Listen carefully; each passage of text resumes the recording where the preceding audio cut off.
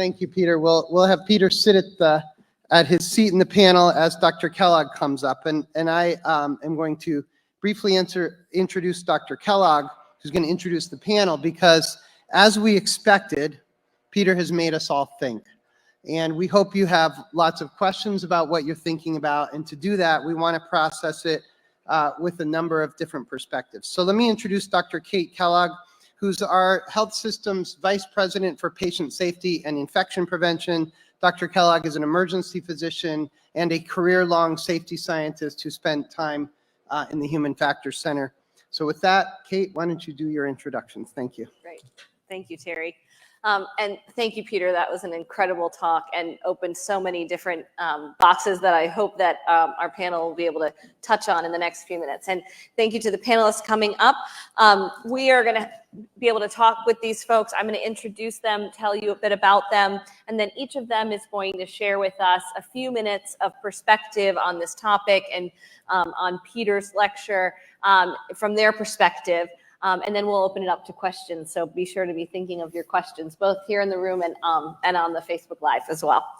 So you all know Peter, so he needs no introduction. But next to him is Bill Sheehan, and Bill is the Chief Innovation Officer and a Vice President at MedStar Health.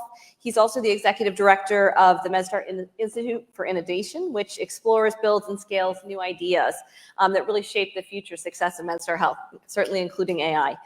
So Bill joined MedStar Health in 2013 as the Executive Director of our Simulation, Training, and Education Lab, and then became the founding Executive Director of the MedStar Telehealth Innovation Center, which really supports and coordinates telehealth and did an incredible explosion during COVID. Bill's also has a history of as a researcher, a paramedic, educator, and a public safety leader. Bill has a master's degree in public administration. So we're so glad you're here, Bill. Vardit Ravinsky is president and CEO of the Hastings Center. She is a full professor at the bioethics program at the School of Public Health at the University of Montreal, as well as a senior lecturer on global health and social medicine at Harvard Medical School. She's the immediate past president and currently the vice president of International Association of Bioethics and a fellow of the Canadian Academy of Health Sciences. And Dr. Ravinsky's research focuses on the ethics around biomedical research. She's a principal investigator on 2 research projects that really look at the use of AI in biomedical and behavioral research. She's also on the steering committee at the National Academy of Medicine around AI code of conduct. So we're so excited that you were able to come and join us, Dr. Ravinsky, and we look forward to your perspective. Jessica Galarraga is MedStar Health's Assistant Vice President of Health Equity. And in this role, she's really collaborating across the health system to lead the advancement of health equity for all of the communities that we serve at MedStar Health. Her work focuses on health policy, health services research, looking at strategies to advance health equity and reduce avoidable healthcare utilization and improve quality. She's a consultant to the CMS Innovation Center, and her research portfolio includes multiple projects that leverage AI. So she brings that perspective as well. She's a board-certified emergency physician practicing at the Washington Hospital Center here in DC. And finally, last but not least, we have Colonel Stephen Coffey with us. And he is a career combat military officer. He serves as the Chief of Staff for the National Security Agency, senior representatives, and the Department of Defense and the Defense Intelligence Agency. And Colonel Coffey's passion for patient safety really comes from his son's experience with a diagnostic error and lack of patient involvement. So he's now the president and CEO of Head to Heart Connections. He's a founding member of the Patients for Patient Safety U.S. chapter of the WHO. And he is a charter member and first community chair of our very own MedStar Georgetown University Hospital's Patient and Family Advisory Council.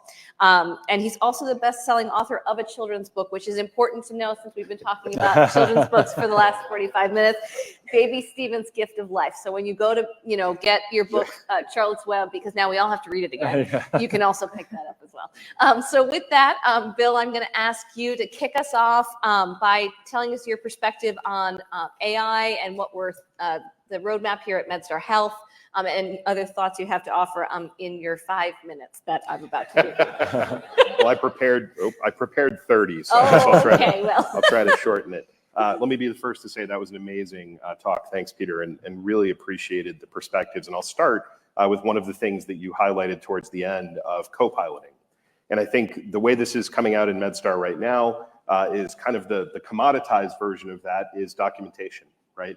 And using ambient artificial intelligence to listen to encounters between patients and providers and use the power of GPT to summarize that conversation into a medical note that can be used for providers. So right now we're testing several tools, some of which were on the screen that you shared, and looking to scale that in the coming months across our organization to really enhance, honestly, the interaction between patients and providers, which I think will have a profound impact, certainly on the conversations, but ultimately I think safety, quality also improve with that as well. But that's really the beginning of it. I think the power of the concept of co-pilot for clinicians goes much further, and tying into, as you said, downstream systems like the EHR, like referral systems, to allow for the AI to then take information that's gleaned from that encounter between patient and provider and take actions in partnership with the provider for referrals and labs, imaging orders, all of those pieces. And maybe even more powerfully, turning it into summaries that are at the reading level of patients, in preferred languages of patients. And I think that's a really powerful concept to take forward, all powered by the idea that we change a little bit of that interaction between patient and provider using artificial intelligence to generate new insight and action. I think, like many health systems, MedStar Health also, the frontier for AI in our system was really radiology. You mentioned radiology. We currently use artificial intelligence for overreads in radiology of 9 critical findings, which I think is really important for quality and safety in the radiology space. I also think there's a broad application, and we're on the early stages of implementation for incidental findings in radiology, using artificial intelligence for looking at non-contrast chest CTs for calcium scoring, et cetera, to really help us find and close gaps that are known to us in the data that we have, but are not necessarily front and center in terms of action taking for our patients. And lastly, what I would say is AI's core powers in prediction. And there's a lot of great opportunity for artificial intelligence, and we're very early in execution related to these things, to predict right next action in clinical encounters, in partnership with clinicians and patients. You mentioned, or actually Roz mentioned, and sepsis being one really important potential target for this. But imagine if you could have artificial intelligence monitoring your electronic health record for sepsis in a safer way than was described by the EPIC algorithm. And also for patient deterioration in other important ways, right? And allow us to take action from a safety and quality perspective earlier in order to improve the course of those patients' trajectories. So I think those are some examples I would highlight. I'll say that we are early in our journey of really governing this, but I think that is in line with what we see nationally at this point, and really trying to be thoughtful, and we'll hear more about that on the panel today, about how we make sure that how we are using AI is in the best way possible for our patients. Great. Thank you so much, Bill. Really appreciate that. Vardeep, I think one of the things we're all thinking about is the ethics of all of this. And tell us about what you've learned and what are some of the issues from the ethics side of things that come up with all of this. Thank you. So Peter, you and I sit together on the steering committee of the National Academy of Medicine that is trying to come up with a national code of conduct for the responsible implementation of all that you have described to us into healthcare. And as the sole bioethicist at that table, I sometimes feel like everybody's looking at me to be the one slowing us down and telling us why we shouldn't do certain things, or everybody talks about guardrails, and I feel like it's on me to come up with those guardrails. So I really appreciated your final point, the tragic story about the newborn and that sense of urgency in innovation and development. So I want to say that as the bioethicist around the table, I also want to remind us that slowing down is an opportunity cost, and that lives are at stake. And we sometimes forget that as early as 1948, when we came up as a human race with the International Declaration of Human Rights, we formulated the right to benefit from science and its advancement. And to me, this is really one of those moments in history where the future of biomedicine is at stake. And yes, we have to be very careful and cautious and responsible, but that doesn't necessarily mean slowing down. It means steering our progress in the right way. So thank you for reminding us of that with that very heart-wrenching story that you told. So 2 points that really emerge strongly in the bioethics literature right now about what it means to wisely and responsibly benefit from the advancement of science. And one is about who gets to benefit. The issue of justice and equity of access. You put on your slide bias and being inclusive. We know in this country and around the world that certain communities and certain populations have been historically marginalized and disadvantaged when it comes to benefiting from the advancement of biomedicine, and suffered from being exploited in research. And so there's distrust, and there are barriers to including those populations in generating the data sets that we now need to prevent algorithmic bias. How to overcome those barriers, how to enhance the inclusion of diverse populations in order to create diverse data is key to doing this right. And the cost of these tools and who will actually get to benefit from them in the first generation, and how fast the benefits can trickle down so that they're accessible to all, I think from an ethics perspective is a key consideration. The second one is, in order for all of us to benefit, we need to trust these tools. And trustworthiness is a huge issue, as you have noted. You told us about the hallucinations. You scared us about the hallucinations. How are we as clinicians and patients supposed to develop the capacity to know how to trust, when to trust? What is the criteria for trustworthiness when the hallucinations are so convincing and so close to the truth? So as a patient, I really don't know, but even as clinicians, this would be one of the biggest barriers to overcome, and how to train this generation of healthcare providers to know how to trust and when to intervene with human capacity to control the use of these tools, I think, is a major ethical issue to address. Thanks. So not much to do, really. I think my job is safe. I agree. Thank you, Marti. That was really incredibly important. And I think it was a perfect segue, I think, to Jessica. I know you've been thinking a lot about health equity and AI and how it all ties together, and tell us some of your thoughts on the topic. Yeah, well, I absolutely appreciate the considerations already from Vardit and Peter with bias and AI. It's certainly what's top of mind in the health equity community for our patients in our communities. And I know it's been a topic that's been generating a lot of debate and discussion in the data science community. And I would just say that first, it's really important at this inflection point that we are at with the evolution of AI, that we have taken an approach with AI similar to what our approach is at MedStar. So at MedStar, we do not consider care to be high quality and safe unless it's equitable care. And similarly for AI models, we can't consider an AI model to be high performing if it's not performing equitably. And so how do we do that with all of the limitations and potential pitfalls that were already covered today? And Peter gave a really great example of ChatGPT and bias. And in preparation for today's discussion, I ran my own little experiment yesterday based on an area that's been very important to us as an organization with addressing institutional sources of bias that have been historically present for many years in medicine.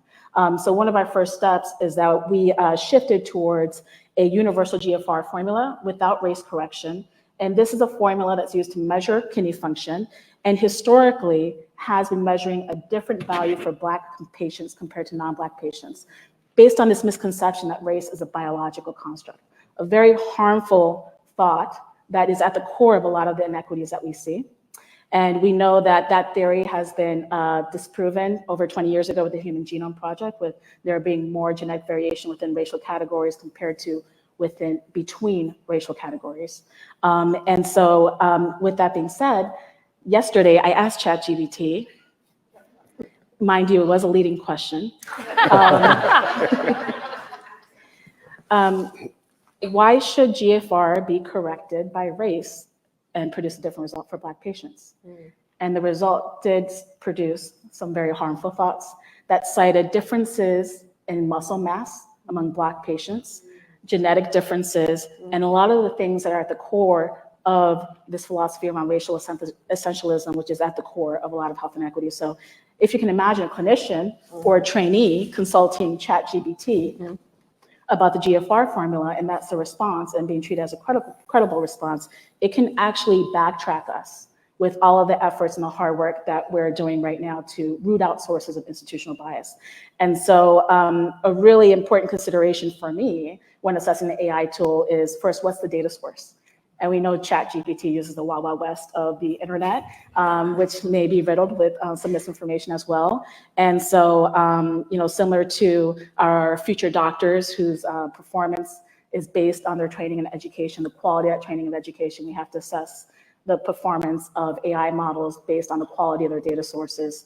And then secondarily, also assess the disaggregated performance of AI models. So that's a little bit more straightforward with predictive models, where you can separate and stratify the performance by historically marginalized groups. But with generative AI, that's much more complex. And hopefully we can talk about the solutions, because we understand that that's a significant risk and an area that unfortunately we haven't reached a state of regulation around. And the onus is on us right now as consumers to ask the right questions. Thank you, Jessica. That was wonderful and really, I think, poignant. And I appreciate that's a really important example that ChatGPT is putting forward. So thank you for that. And we've saved the most important for last, Stephen. And we know at MedStar Health, our patients are the center of everything we do. ChatGPT got that from from what's out there. And so, what should we be thinking about from a patient's perspective in terms of keeping patients really centered in this journey of bringing AI into healthcare? Well, when I think about AI and medicine and where we are now from the patient perspective, I'm sort of taken back to a quote by Charles Dickens that it was the best of times, it was the worst of times, it was the age of wisdom, it was the age of foolishness. And I juxtapose that against my son's experience, because that's how I started in this space. Sure. And in those same vein of best and worst of times, my son Stephen, the second, I call him Deuce, he experienced a diagnostic error because of a delay and a misdiagnosis of his metabolic condition, galactosemia. And at the very tender age of 8 weeks old, he had a liver transplant at MedStar Georgetown University Hospital. And so what I look at him now at 11 years old, and so for everybody here, you're obligated to see a picture of him now at the end of the lecture. But when I look at him and I look at his experience, I also think back to where in that process of diagnosing his condition could I as a patient have played a role? Could AI have played a role? And so when I think about AI in the context of medicine, I think that with new technology, there comes a new responsibility and new rules that we have to go through so that we can understand the power that is there. And so I was doing some research to preparing for this, and I came across a graph by Ian Morris, and it said, why the West rules for now. And in that graph, it looked at social development from 2000 BCE to 2000 CE. And what they found was this very large jump. It was very flat for a period until we got to the Industrial Revolution. And it spiked. I mean, dramatically spiked. And I put that into the context of AI, and I see that right now is our next industrial revolution. And there's going to be a spike. And so as you look across where we look at AI and how it's used in places, think about social media, think about Facebook. It took them 4.5 years to get 100 million users. It took Instagram 2.5 years, but it took ChatGPT 2 months. The exponential growth and use of AI is something that, from a military perspective, it's our new Cold War. There's a race to see how do we operationalize and how do we use AI for good. And so, in the military, China is a very real threat for us in many ways, and they have more people. So when you think about AI from them, they have a lot more people, which means there's a lot more data. But I think when I put it in the context of medicine, we have an advantage if we're using the patient as a part of the data set and really valuing that patient voice in the data as we use AI to make medicine safer and more inclusive. So. Thank you, Stephen. That's a really great starting point for all of the rest of this discussion. So we're going to start now with questions. We'll take questions from the room. There will be some roving microphones. So please just make sure you have the mic before you start asking your questions so that everyone can hear you. And then we'll also be going to some of the questions off of Facebook Live with my lovely team who I think is reading them through for us right now. So let's start in the room. Does anyone have a question for any of the panelists? Oh, Dr. Evans, our systems CMO. So Peter, you can jump on this and everybody else can as well. So within the last 2 weeks, the FDA just approved the first sepsis algorithm in AI. And when I read that, I was stunned. I said, so there's lots of AI algorithms that have already been running. Microsoft, there's lots of companies that have produced those. I was a little bit shocked that the FDA jumped on this. And so the threshold for where regulatory sits from the federal government perspective, is the FDA going to approve every algorithm that's going to be put in place? And there's hundreds and thousands of algorithms that are going to be generated. And historically, there have been algorithms that are in place. So can you shed a little bit of light on this? Because I was a little bit stunned and taken back on this piece. Yeah. And, I have a horrible joke with a question like that, which is when you figure out the answers to that, please tell me. I have a tremendous amount of empathy for regulators, medical regulators, not only in the United States, but in the UK and Europe. I don't have any contact outside of those three geographies in the regulatory space. They're all in a tight spot because generative AI right at the moment is the centerpiece of the technological centerpiece of national competitiveness. And so no regulator, let's say in the FDA or in HHS, wants to be seen as standing in the way of overall national competitiveness.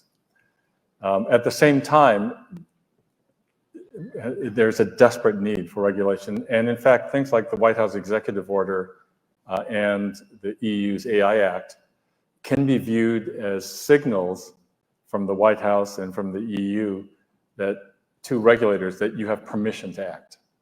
So do something. So I think it's very good that permission has been granted. But now, of course, the hard question is, so what do you do? I don't have an answer to that. But the only conclusion that I've come to is that we can't leave it to the regulators alone to figure this out. That the medical community, especially the medical research community, and in the United States context, probably academic medical centers, really have to, as rapidly as possible, develop the foundations for regulatory frameworks for this future, and do so not only looking at GPT-4 today, but at the prospect that there will be increasingly intelligent AI systems in the future. So it's a tall order, and it sometimes feels hopeless, but just to shine a little bit of a beacon of hope on all this, it's only been 13 months since the release of GPT-4. Wow. And already in those 13 months, in the US and Europe and UK, there have been over 100 major generative AI medical papers published in major medical journals. There have been several 100,000 clinical notes in clinically validated settings written by generative AI.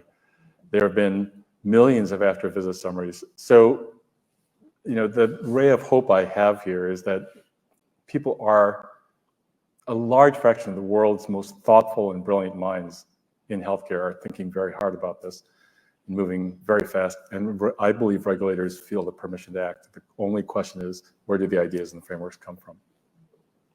They have to come from places like MedStar.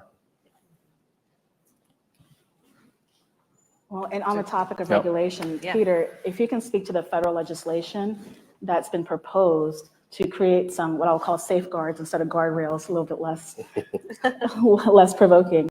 What have been the limitations to getting that passed? Because it's still proposed legislation. What we're seeing across the country, locally and federally, is that there's a lot of proposed legislation that's just not getting passed. And we need it. And we need to be smart consumers, like you said, and gather and set our best practice standards. But having the onus on consumers will also always have gaps. And there will be consumers and healthcare organizations that don't know which questions they should be asking when they're being approached from many different AI tool vendors. So what is the gap? What's the barrier to getting this legislation passed? As was mentioned earlier, consumers love this thing. Actually, a year ago, the Italian government actually imposed some very strict regulatory restrictions on access to ChatGPT. And in less than 48 hours, the regulators and the entire Italian government had to back down because of the outcry from consumers. And so, when I think about this, it seems like the demand really has to come from grassroots. And so in the medical community, it has to come from the medical community, and from consumer advocates and patient advocate groups, it has to come from them. Because right now, I use the term permission, but I don't believe that governments and regulators feel quite enough permission to act at the moment. I don't know. I would love to crack this nut. Yeah. Because it is too much Wild West. Even for us at Microsoft, it is not good to operate without the regulatory clarity. We really want this. Peter, would you agree that the issue of liability is completely unresolved? So when bad stuff starts to happen, and it will, as these tools are being implemented right now, who is going to have to take on the responsibility? Is it the healthcare system? Is it the individual hospital who purchased the tool? Is it the individual clinician? Do you agree that there's no clarity on that? Yeah, I think we've had a conversation about this because, after the Human Genome Project, and the specter of genetic engineering was rising, and the field of bioethics emerged and is incredibly vibrant today. There were concepts like in bioethics, the concept of recourse, which is accountability or liability, or at least provides a framework for understanding, let's say, legal liabilities, and what computer scientists would call accountability. And so, those ideas still have yet to be developed here. In July or September, actually it was August of 2022 when I was first given access to what we now call GPT-4. And we started a project internally, several projects with the Microsoft research, but one that I was personally involved in was the potential applications and implications of this thing to healthcare. And then a few months pass, and I remember distinctly November 30th, 2022, OpenAI released ChatGPT using a much weaker model, a 3.5 model. And 3 days later, I remember December 3rd, I received the first email from a clinician friend of mine saying, "Wow, Peter, this is amazing stuff. And I'm having my receptionist now write all my after-visit summaries using this." And, there was sort of like for the first 10 seconds, some excitement and joy, and then dread after that. And in fact, an immediate escalation to the legal department at Microsoft. Like, do we have to put a stop to this? Right. And that is the lack of clarity on this, because what happens when things go wrong? And it's been, I think a very intensive time. So we've been pouring everything we can to support CHI, to support the efforts by regulators, to support the development of the White House executive order. It's at the same time, and we've suffered accusations of attempting regulatory capture in the process. But I mean, it's just common sense. Don't we need, some regulation here? I think it just seems very obvious to me. Well, and I want to add one point from that patient perspective, because regulations give me a sense of trust, right? And the thing that I know about medicine, and this is for everyone there, is that trust is built through transparency. And I need to have that security that the Wild Wild West has some guardrails and that there's a marshal somewhere around here to keep the outlaws out. And so it's really important that as we continue to go down this road of doing things with AI, of using this, of looking at regulations, that we also have to remember that patients are looking at this as our guidepost. We're looking at this because we're consumers of AI. And so we need to have that sense of trust, and regulations are part of that trust. On that one, first off, was so compelling to hear the story of your son. I just wanted to make a comment about that sense of patient empowerment, because one thing that we've encountered countless times are patients who were misdiagnosed and got a second opinion from GPT-4 and were saved that way. That is really happening a lot today, not only to people's kids and themselves, but to their pets, to their dogs, and so on. I had my own experience a year ago. My father passed away after a very long illness, about 18-month-long illness.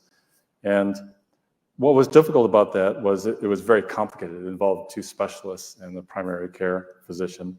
And so over that 18-month period, the relationship between me and my 2 sisters really got frayed.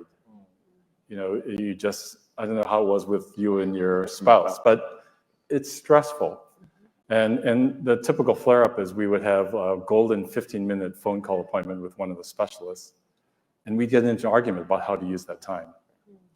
And so being able to give all of the information to GPT-4, explain the situation, say we're going to have this phone call, what should we ask, just helps bring the temperature down. So that empowerment, I think, is part of the consumer equation here. But as Vardi said, trust seems like to be really at the core of this, and how people maintain that trust. Thank you for this. Is a great conversation. I know I'm getting waved that we're going to come back to the audience. Thank you all. And we have another question. Hi, I'm Leah Binder from the Leapfrog Group. My question is about what structures you think should be in place in, let's say, a hospital that is deploying AI so that that hospital is doing so in a way that is to the benefit of the patient and also protecting the patient from some of the downsides that we've talked about as well. What, like committees or policies, or I think Colonel Coffey's point about transparency is critical. That's kind of the mission of my organization. But can you give us some thoughts on what you'd like to see, independent of regulation, given that regulation is still catching up to all this? I would start by saying there's been some wonderful organizations already mentioned today, CHI being an excellent one. There are a number of others that are publishing what I think are really important frameworks for how healthcare organizations like MedStar can adopt these tools and take a thoughtful approach, considering much of what's already been talked about here today of, how are the algorithms developed? Do they consider subpopulation analyses that make sure we're not further disadvantaging certain patient populations? Being thoughtful about how we implement those tools to support both providers and patients from this angle of trust, because I think there's a provider, a clinician aspect of trust, and there is a patient aspect of trust in the interactivity of these new tools with clinical care delivery. So I think in MedStar, we are working actively to develop that framework and to leverage experts across the spectrum of folks, from patient advocates all the way to patient safety advocates to EI&D lenses, as well as to taking into consideration, risk, legal, all of those pieces as well. So I think adopting those frameworks is a major component of, and really publicizing that, I think, both to our organization and to our patients will be important as we move forward. Yeah, I would say there's three things I've told people. They're a little high level, but one is, I think right now it's best to start in the back office. Things, for example, the kinds of things that you've mentioned in administrative and clerical work, note-taking, summarization, or even, one of the things that we just started in Microsoft, which I just love, is, generative AI that fills out your expense reports. I mean, what a godsend. I mean, what a wonderful thing. What company does not want that? Yeah. Things like that. Stay away from kind of clinical decision-making for the time being until there's better clarity. At the same time, you have to accept the fact that your clinicians are going to be pulling it out of their pockets all the time. And in our book, we start with a fictional account where that's happening more or less off-label. And there, I think it's important to teach people that they should do their own clinical decision-making, but feel free to use the system as a second set of eyes, a second opinion on it. So I want to jump in because you'd mentioned this in your talk about AI as that second set of eyes, and I wrote down a note of there's a third set of eyes with the patient. And I think that there's a component that is oftentimes overlooked, and it's that respect for the patient voice, right? I think a lot of times when patients come into the hospital, they revert back to this maybe parent-child relationship, in a sense that I'm the parent, you're the child, don't talk to me, don't talk back. But the same thing happens in that clinical relationship with a provider-patient, where the doctor, the provider makes the patient feel that I'm the provider, don't question me. And there has to be a mutual respect for that patient perspective as a legitimate data point. And we talk about this shared decision-making, that respect coupled with trust is how we get after really making care very inclusive and very safe. So you definitely have to have that respect piece as well. Yeah, absolutely. So one thing that emerges now very strongly, again, in the bioethics analysis of all this, is that as we wait for regulation, we should really develop clinical norms that would include into the informed consent process the transparency and full disclosure that AI is involved in your care. Yeah. Now, it sounds very commonsensical and straightforward, but it's not. Right. So what if there's ambient recording of the clinical encounter and then generative AI is writing the clinical notes, obviously the patient should know the conversation is being recorded, AI is taking notes, that the clinician will edit them and read them. That's not, all that is obvious. But what about those more back office uses? What about just the clinician taking a second look? What should be disclosed as a part of this very umbrella concept of you should know that AI is involved in your care? Involved how? Involved when? So it's actually is a very intricate concept that would take a while to sort of deconstruct. And the second element of it, back to the patient's voice, we come as bioethicists with our concept of autonomy and informed consent and empowerment, and we think we know what it is that patients should know and should have. But what about asking patients themselves what matters to them? Yeah. So a lot of literature, a lot of ink has already been spilled on the notion of explainability, that you guys should make a huge effort to make these algorithms open and explainable and interpretable and lots of concepts that we don't understand, but we should be able to know how it works. That's not going to be possible without greatly compromising the effectiveness of the tools. Correct me if I'm wrong. But beyond that, when we start now actually surveying and interviewing patients, it's not what they care about. They want better care. They want better diagnosis. They want more access to a healthcare provider, whether it's a chatbot or a human. The explainability element of it is not the main factor that emerges from this very preliminary empirical investigation of the patient perspective. So I think we need to be careful. We sometimes make a lot of assumptions about what matters to individuals and to communities. We need to listen more. Exactly. Great. That's wonderful. Thank you, Vardit. And I think we have a question from the Facebook Live. Yes, we do. So we heard about some of the initiatives that Epic is doing in the AI realm. And so someone from our Facebook audience has asked if anybody can speak to what Cerner is working on to adopt AI, which is MedStar's primary EHR, anything that they are working on to integrate AI into our documentation for providers and clinicians. Sure, I can speak, and Peter may have a perspective on this as well. So Oracle is obviously a very big company that acquired Cerner and has a lot of artificial intelligence tooling available in its cloud kind of architecture and stack in many of the same ways that Peter has described from Microsoft and Epic. I will say that some of the more advanced tools, the Sidekick tool that was described from Epic, there is not a corollary tool yet available in the Oracle Cerner product. But I did mention that many of the tools that are third-party tools are also accessible and can be integrated into and used in Oracle Cerner. So that ambient documentation tool I was describing, there are several on the market that have Oracle including Cerner. Microsoft's. Including Microsoft's, which I didn't want to give you the props, but we're testing it right now. But certainly, those are ways to plug in some of this technology if it's not inherently available in the product itself. Yeah, and Vardit and I had the pleasure of hearing Dave Feinberg speak at a conference a couple months ago, talking about their AI aspirations in Cerner, and it was impressive and comprehensive. Thank you both.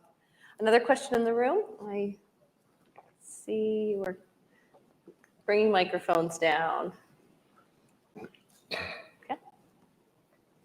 Thank you so much. I have a quick question for Peter.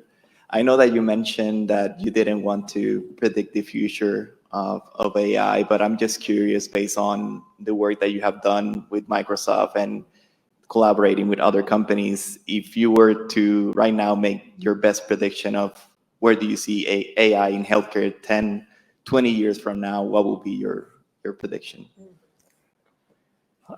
You brought your crystal ball, yeah, right? I have a hard time even somewhere? looking 2 months ahead. By the way, it used to be that the most vibrant research community in terms of, say, publications posted per week is cancer research, with about 2,000 research papers and abstracts every week. It seems like a large number, but actually, if you look at the amount of funding for cancer research around the world, we could reasonably be expecting more, but it is still a lot. So AI now has surpassed that. It's really just incredible how fast it's moving. The reason that the question is so hard to answer is I think it's very likely within our lifetimes that AI systems will be in several important practical dimensions superhuman in their capabilities. And so what's very hard for us as we're sitting here is to try to imagine what is the medical world like when an AI is smarter than any human doctor. I don't have an answer to that, but I do think it's very likely that we'll get there. And so this is something else then that is very important for anyone. Let's get back to regulators, to ethicists, to think about. It's not just what we're coping with now, but what we might be coping with, in the time frame that you've mentioned. At the Hastings Center, we just proposed a study that we lovingly call "What Are Humans Good For?" And it's a very serious question because, as you showed, with some of the chatbots that are empowering telehealth, there is a greater sense of compassion and empathy and just general sense of care with AI than with human doctors who are short on time and it's the 30th conversation they're having, et cetera. AI doesn't run out of patience, as you said. And if you combine that then with robotics and the humanoid presentation and the conversational capability and the I loved how your phone, she even hesitated, and it was so unbelievable that you're not talking to a real person. So when you combine all of those upcoming features and care robots that are already present in several other societies, what will humans be good for? What will still make the human care provider unique, needed? And it really goes to the core of the philosophical questions that you posed about what is the nature of that intelligence and what is our nature. So yeah, it would take, I think the jobs of some philosophers right, are also secure as this intelligence will be enhanced. Thanks, Fardeep. And then I would say just how we define and create that superhuman AI in the future is defined now with the safeguards, because that's going to direct the evolution of AI in the right or potentially wrong direction. That's a great point. I see one question out here, and then that may be our last question. We'll see. I think we have time for one last question. Okay, great. I think I see one here. Okay, great. Hi, Mark Smith from MedStar Institute for Innovation. It's a follow-up to the previous question, and it's directed initially to Peter, based on your working inside the walls of Microsoft, which I assume is at least several years ahead of all the things that we're seeing out here. Could you speak to your sense of whether these large language models, these AIs, really understand without having the kind of agency and experience that a human has? And the answer to that is yes. How about a sense of self or a sense of consciousness, that substrate independent sense of consciousness that we're from the brain protoplasm? These are from silicon and other minerals, but do you think they can actually feel that they are an independent entity? Yeah. We didn't tell you this was going to be easy, Peter. I have to say, as I've meditated on that type of question, I am less convicted one way or the other now than I was, say, 2 years ago. So maybe two things to say. First off, the sense of existential dread that people feel, that I feel, I'm guessing you feel, is natural, because as a species, our only survival advantage in nature has been intelligence. And so for that reason, as a species, as we've developed, we've bred ourselves to believe in the power of intelligence and to nurture and advance intelligence. We don't have big teeth or claws or fur and all that stuff. And so we're probably hardwired to believe that intelligence is the most important and most powerful thing. In the same way that when you look at an optical illusion, you can be told what the optical illusion is, but no amount of willpower can get you to see past it, even if you know what it is. In the same way, no amount of willpower can get you to stop believing that intelligence isn't the most important and powerful thing. And so the prospect that there could be something, maybe even our own creation, that's more intelligent than us, is inescapably, we're hardwired to feel some threat from that. But at the end of the day, we don't actually know. I mean, maybe intelligence is no different than having fur, for all I know. I mean, it feels wrong, but we just don't know. But let's go ahead and accept that intelligence is all powerful. And so now, what are these machines doing? And I'm pretty sure they're not sentient, and they're not close to being sentient. And yet, they can engage in hour-long conversations that are as engaging and as emotional as you would have with any human being. And so the question that raises for me is, in this conversation that we're having, how much of what we're doing is just simple statistical next word prediction? Maybe we're not as impressive as we think we are.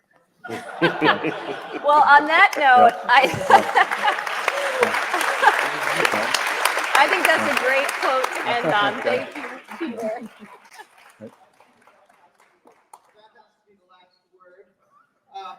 So I have two things to say before we close.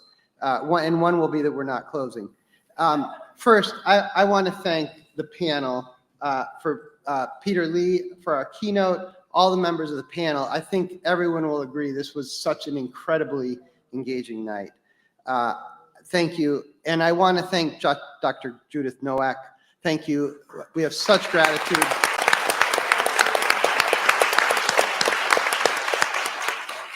And then the second thing I have to say is this is a 4-part presentation. The first was the reception. We hope you all enjoyed that. Second was the keynote. Third was the panel presentation. And the fourth is coffee and dessert and further interaction with our panel. So we invite you and we hope you'll all stay. We don't want, Mark Smith is the person who makes us all think for decades. We don't want the last question to be from Mark Smith.